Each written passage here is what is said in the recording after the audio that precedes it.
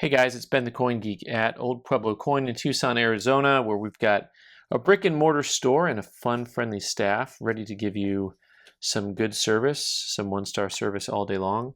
And have I got some wild and crazy stuff for you today, folks?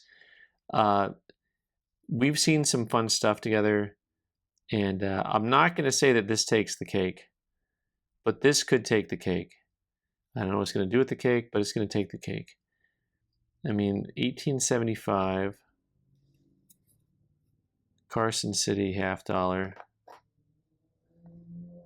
Boom. This is like my favorite new magic trick. 1875, Carson City $50. Boom. Wait, it gets better. Guess what I got here? 1875, Carson City $50. I'm not stuck in Groundhog's Day, folks. You want to know how it gets better?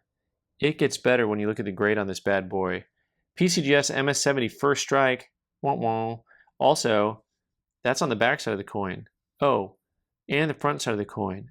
Oh, and what in the world is this madness?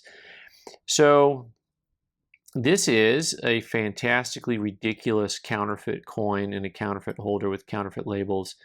I mean, this may not even be real plastic. This could all just be AI generated. I might not be real, folks. That's how crazy this gets. Let's learn, though. There's actually some learning things here. First of all, be careful out there when you're in YouTube land, eBay land, Temu land. If you don't know what that is, that's some mail order. It's like the Amazon, but you know, it's like in China or something, and everything's like really, really cheap. And I actually have had similar items like this promoted to me, and I don't understand with all the amazing artificial intelligence we have in the electronics world how we don't have a way to just stop this junk from going on. I think we have the technology to do it, folks. Do we have the willpower or the clout or the time? I don't know. But here you've got three identical coins. You know, you can find these. I've actually had these things advertised to me just randomly on my Instagram feed for companies like Temu and other assorted companies. I see them on Etsy, on OfferUp, all those places where you can really just get hosed. First of all, they all have the same serial number, of course. The holders are actually designed almost like a CAC holder. It's a very different look and feel from a PCGS holder. And, you know, the labels are not correct in any way from an actual PCGS. Oh, by the way, did I mention these are first strike? I'm actually amazed that they spelled first strike right. Although I don't spell very well, or good, and so maybe I'm wrong about that. So the thing to learn, besides just be careful where you go, is what I want to show you is one of the things that is with older counterfeiting and modern counterfeiting alike.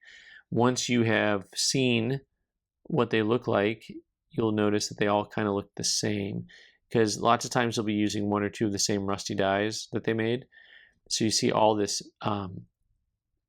pimpling, all these raised dots, almost like braille on that sucker. Let's see if they're on here. You'll see something very similar on this one. And sometimes they'll have multiple dies that they use, but sometimes it's just one die and the die might wear down. But you start seeing the same types of marks on the coins.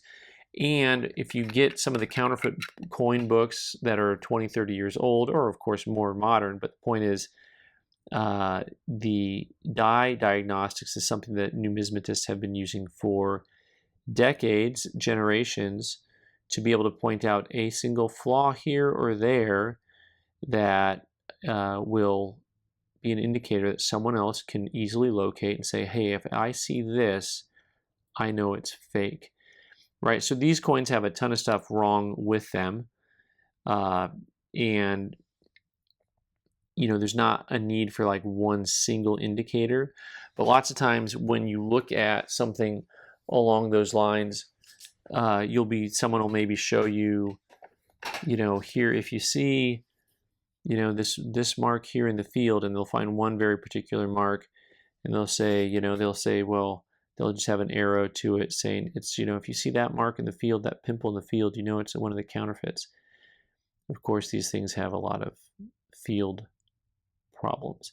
The strike is wrong. You know what? I didn't bring my magnet out to check and see if they're magnetic, but I'm guessing these guys are also magnetic. I'm just going to see if I happen to have a magnet sitting on my counter here, which would be amazing, and of course I don't. Boo-hoo.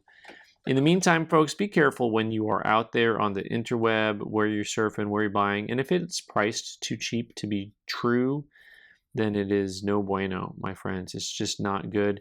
You need to make sure that you're buying from legitimate sources. This is one of the #1 ways you can get not scammed. You can complain about having to pay retail for a coin from a retail establishment, but that's better than getting ripped off by something that you found online. All right, thanks so much. Fire away, leave them comments. I'm Ben the Coin Geek. You can subscribe by clicking on the owl button in the corner and watch more videos on the right side of the screen. Thanks.